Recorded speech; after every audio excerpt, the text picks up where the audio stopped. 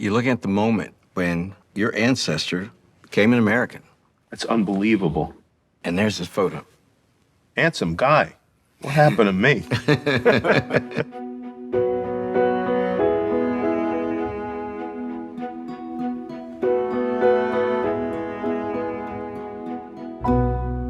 Talk show host Jimmy Kimmel is extremely proud of his Italian-American heritage. In fact, Jimmy launched a traditional Italian street festival, the Feast of San Gennaro, soon after moving from New York to Los Angeles.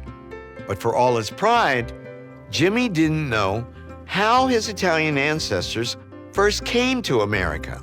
And that story is extraordinary.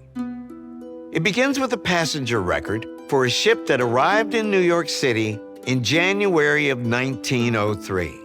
On board was Jimmy's great-grandfather.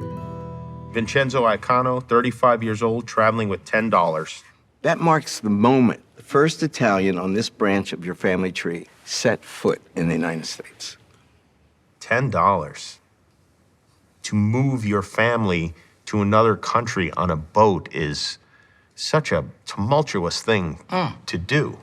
It illustrates for me how different my life is from theirs. I just can't imagine anyone in our family being allowed to get on what looks like a pretty rickety boat and sail from a place where everyone speaks Italian to a place where small pockets of people speak Italian. And it took so much courage. Either courage or desperation, I don't know. Or both. Yeah.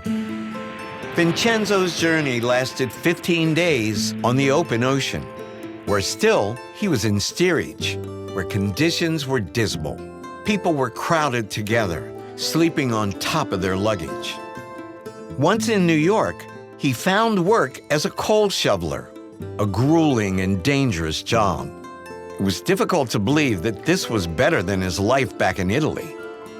But as we researched further, I began to understand why Jimmy's ancestor was willing to face this ordeal.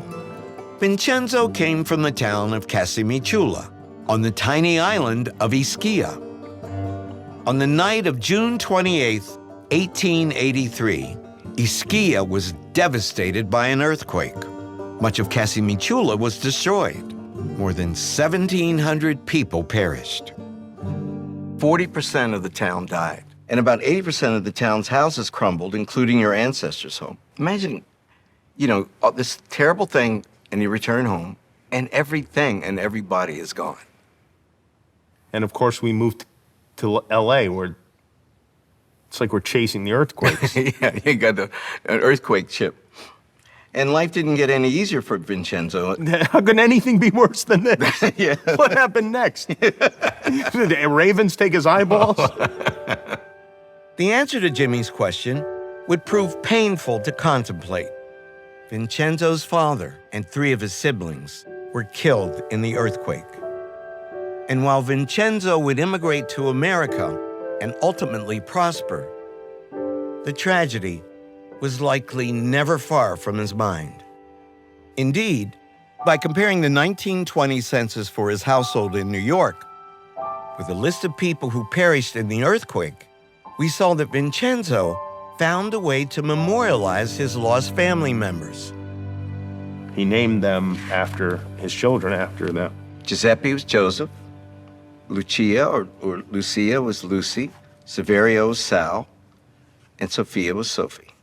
Their names have been Americanized, but they matched the names of 3 of his dead siblings and his father. I guess you start over. Yeah, but you speak the names. Yeah. It's funny, you get upset about people that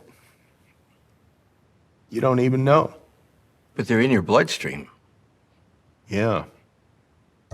Discovering the stories of our ancestors can be a profoundly transformative experience, changing the way we see ourselves, our families, and our shared history.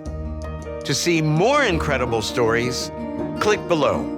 And thank you for watching.